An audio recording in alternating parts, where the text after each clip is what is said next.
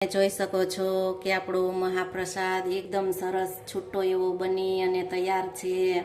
Hello friend, તો તમારું સ્વાગત છે મારા રસોડામાં। તો અવનવી વાનગી જોવા માટે ચેનલને સબસ્ક્રાઈબ કરો। જો મારો વિડીયો ગમે તો વિડીયોને લાઈક કરો, શેર કરો, કમેન્ટ કરો।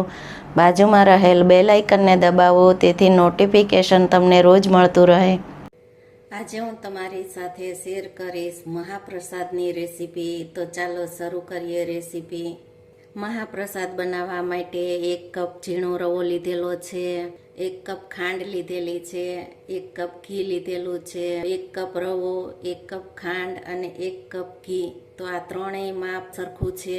જેટલો રવો છે તેટલી જ ખાંડ છે અને તેટલું જ ઘી છે। જેટલો રવો હોય તેટલી જ ખાંડ અને તેટલું જ ઘી। તો ત્રણેય માપ આપણે સરખું લેવાનું છે। 1 કપ રવો છે તો 3 કપ આપણે દૂધ લીધેલું છે। મહાપ્રસાદ દૂધમાં જ બને તો તેના માટે આપણે 3 કપ દૂધ લીધેલું છે। તો 1 કપ રવા સામે 3 કપ દૂધનો ઉપયોગ કરશું। પહેલા આપણે દૂધને ગરમ કરી લેશું।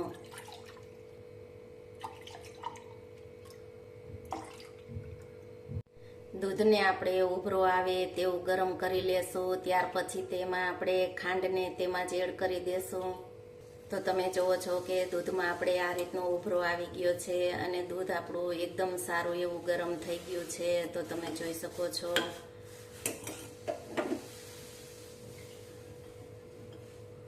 તો તમે જુઓ છો કે દૂધ આપણું એકદમ સારું એવું ગરમ થઈ ગયું છે।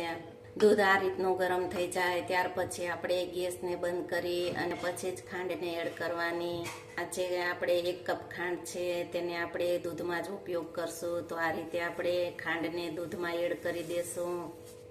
1 થી 2 મિનિટ આપણે તેને આ ગરમ દૂધમાં આ રીતે હલાવશું એટલે ખાંડ એકદમ સરસ એવી પીગળી જશે। ખાંડનો ઉપયોગ આપણે દૂધમાં જ કરવાનો છે, તો શીરામાં ઉપરથી આપણે નથી કરવાનો। એલચી પાવડરનો ઉપયોગ એ આપણે દૂધમાં જ કરવાનો છે। તો આપણે આ 1 ચપટી એલચી પાવડરને દૂધમાં જ એડ કરી દેશું। એલચી પાવડરને તમે હંમેશા ગરમ દૂધમાં એડ કરશો તો એકદમ સરસ એવો મહાપ્રસાદ બનશે। રવાને શેકવા માટે આપણે કઢાઈ લીધેલી છે, તો ઘી આપણે કઢાઈમાં એડ કરી દેશું।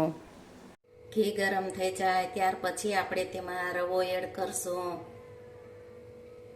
ઘી ગરમ થઈ ગયું છે તો આપણે રવાને એડ કરી દેશું।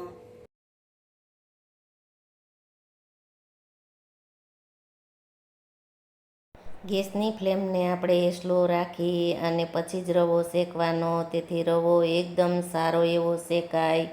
મહાપ્રસાદ બનાવવાનો છે તો રવો આપણે એકદમ બ્રાઉન કલરનો નથી શેકવાનો। સેજ એવો લાઇટ બ્રાઉન કલરનો થાય તેવો જ આપણે રવો શેકવાનો છે।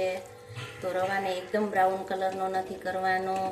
રવો શેકાશે તો તેમાંથી ઘી એકદમ છૂટું પડી જશે અને તો રવો આપણો એકદમ સારો એવો શેકાઈ ગયો છે।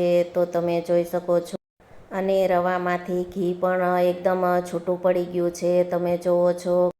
તો આ રીતે રવામાંથી ઘી છૂટું પડી ગયું છે અને પરફેક્ટ રીતે આપણો રવો શેકાય અને તૈયાર થઈ ગયો છે। તો તમે જોઈ શકો છો।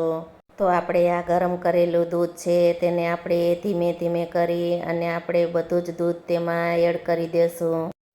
તો આપણે બધું જ દૂધને આપણે તેમાં એડ કરી અને શીરાને આપણે હલાવતા રહેશું।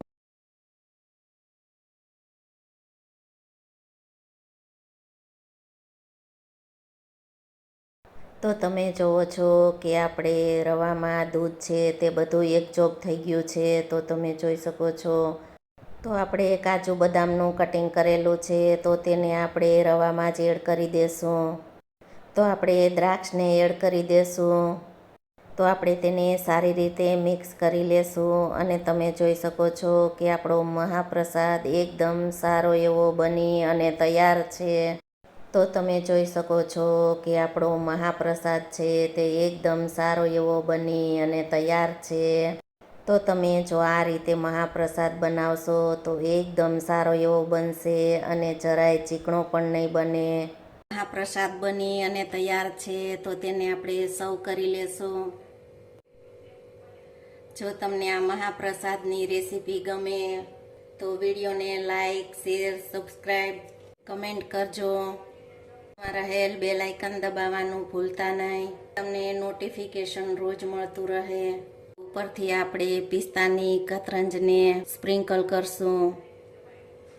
તો મહાપ્રસાદમાં આ રીતે આપણે તુલસીના પાનને એડ કરશું ઉપરથી.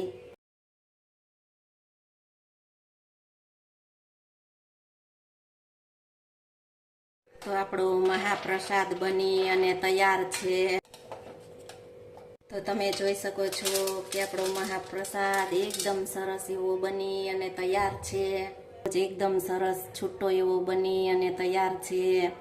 જો આ રીતે બનાવશો તો એકદમ સારો બનશે અને ચીકણો જરાય નહીં બને.